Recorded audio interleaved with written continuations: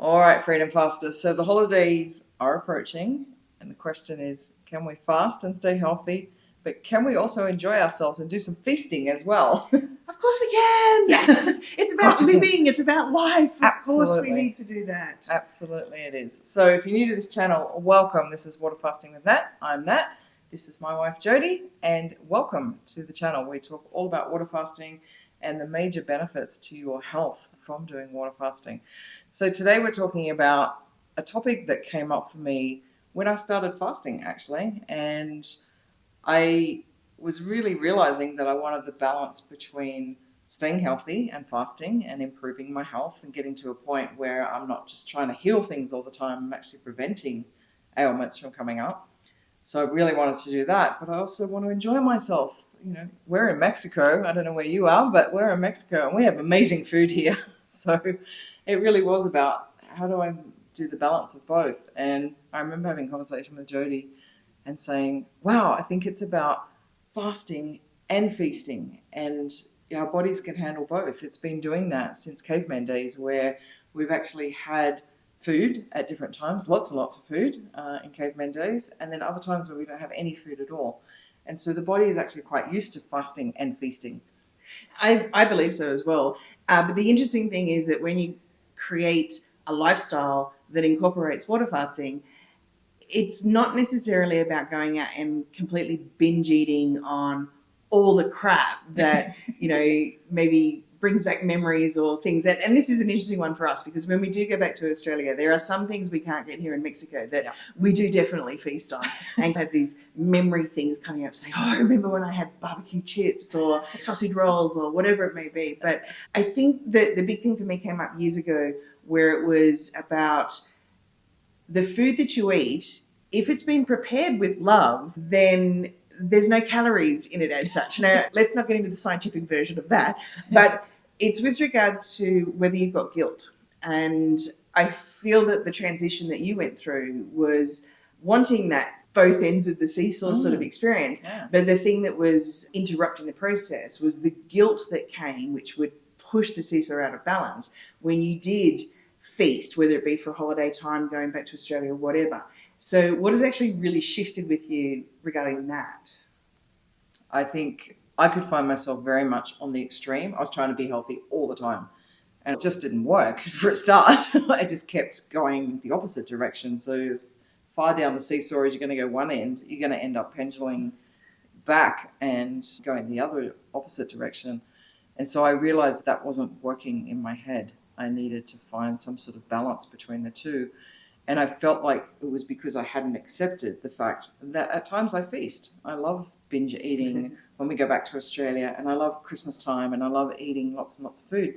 So I feel that was the guilt that I took away. I finally accepted that there are times where I like to feast, and we both do. But I can balance it out with some fasting as well at other times. And so I am going to, just like all of life, ebb and flow between them. And it wasn't trying to be so extreme, which I was trying to do all the time. But you can really see that when you do the extremes in that sort of fashion, the guilt or the almost even the punishing that happens on the fasting. So it's, okay, I feel really guilty because I've had this trip away and all we did was eat out every meal, and I can feel that I've got a few extra kilos going on here. And of course, we talk about with the why of doing water fasting is not necessarily just to say to lose a bit of weight. Yes. There generally has to be a bigger reason for that. But the incorporating, this is almost like another why, I think, incorporating enjoying life and friends and family and food, because a lot of our friends and family experiences are always based around food. So you cannot, you can't avoid it. I know. Yeah, it's like we were literally grown up that way, and I'm sure a lot of families are the same. You get together and the first thing you do is sit around the meal table and have a meal together. So it's almost impossible to get away from. But I think I realized it's not about getting away from it. That's the enjoyment part of life. So go in wholeheartedly, even if this is your permission slip, go in wholeheartedly and feast and enjoy yourself during the holiday periods or going and visiting family, whatever you're doing. And then have a time of, having the flow of fasting again. I've got a little tip though, because if you do know that an event is coming up where you are going to be feasting and really enjoying yourself, and remembering to do it guilt-free, that's the most important thing, because the only thing that is the cure to all disease is relief, and you can't feel the sense of relief if you've got a sense of guilt overriding everything. Yeah. So to me, the big tip is maybe not so much worrying about planning the fast that'll happen after the event. Maybe plan the fast before the feasting period of time, because it tends to make you clean eat in that experience. And I remember when you were telling me about your sister, she'd done quite a long fast, but going and doing the big family celebrations, she was making cleaner eating choices, still enjoying the environment, still feasting as such, but she didn't gain like 0.5 kilo or something, she said, in the time that she was with mum and dad. For weeks on end. For weeks on end. And she had fasted for 11 days before that. I'm not saying you have to go and do 11 days of fasting, but she had done that. And it made such a difference to her. And I think that's the other thing about fasting. And I really like that idea of fasting before you go and feast. And that's exactly what I'll be doing, because I'll be going back to Australia in about 2 months or so. I'm doing lots and lots of fasting before that. Because what it does is it resets the hormones, the hunger hormones of ghrelin and leptin. So when you actually reset those two things, it not only changes the amount of food that you want to eat, it actually changes what you crave as well.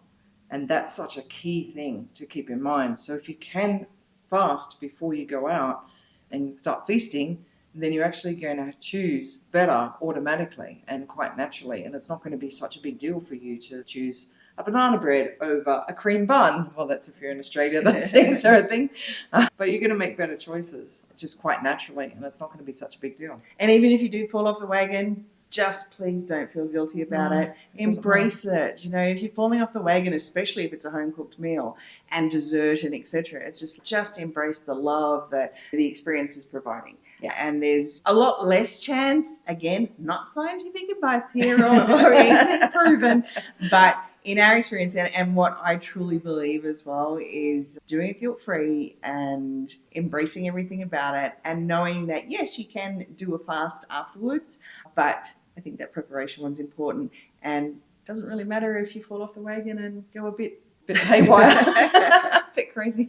There's always another fast that you can take, and even if you fall off your fast as well, because it is holiday period and you started a fast and you can't seem to stay on it because there's socializing going on, that's fine. Any amount of time, I always say this, any amount of time fasting is fantastic for you, because something heals.